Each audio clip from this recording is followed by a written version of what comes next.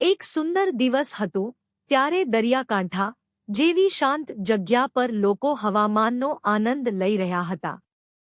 પરંતુ બધાની વચ્ચે એક યુવતી એવી હતી જે મારી જ ઓફિસેમાં કામ કરતી હતી, જેમને હું બહુ જ પસંદ કરતો હતો, જેને જોઈને મારું મન રોકાઈ ગયું. એનું નામ હતું સંધ્યા. તે રેતી પર ટાવલ પાથરીને પુસ્તક વાંચી રહી હતી. હલકી પવનમાં તેના કેશ લહેરાઈ રહ્યા હતા અને તેનો ચહેરો સૂર્યપ્રકાશમાં ચમકી રહ્યો હતો. હું એના માટે ઘણા વખતથી આકર્ષિત હતો, પણ કહેવાની કદી હિંમત નથી કરી.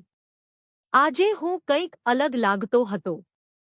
હું ત્યાંથી પસાર થયો ત્યારે સંધ્યાએ મને જોયું અને સ્મિત આપ્યું. મને લાગ્યું કે મારું દિલ ધબકતું અટકી ગયું હોય. હું તેની પાસે પહોંચી ગયો. હાય, મારું નામ આર્વ છે, મેં કહ્યું. તમે અહીં એકલા બેઠા છો એ જોઈને વાત કરવા આવ્યો.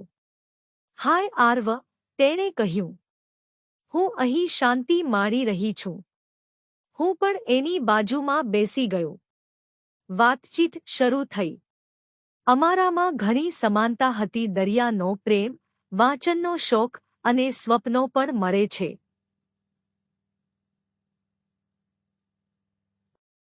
સાંજ થતાં અમે એકદમ એકાંતમાં રહી ગયા.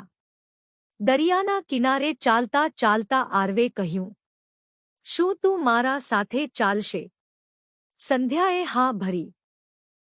સુંદર લાલ સૂર્યાસ્તની શોખી હાયામાં અમે હાથમાં હાથ નાખીને ચાલ્યા.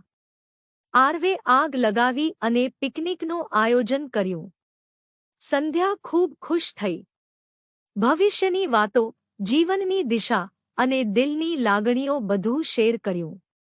અને ત્યારબાદ આર્વે આંખોમાં જોઈને કહ્યું, મને લાગે છે હું તારા પ્રેમમાં પડી રહ્યો છું. સંધ્યા નવાઈમાં હતી, પણ હૈયેથી ખુશ. મારે પણ એવું જ લાગે છે, આર્વ. તેમણે એકબીજાને ગળે લગાવાયા, એકદમ નમ્રતાથી, પ્રેમભર્યું.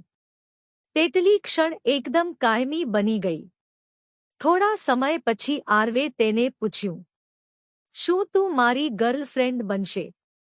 સંધ્યાએ આંસુભીની આંખોથી સ્મિત આપ્યું. હા આર્વ, હંમેશા માટે. શું તમારું પણ એવું કોઈ અનુભવ છે? કોમેન્ટમાં લખો. અને આવી વાર્તાઓ માટે પ્રેમપત્રને સબસ્ક્રાઇબ કરવાનું ભૂલતા નહીં.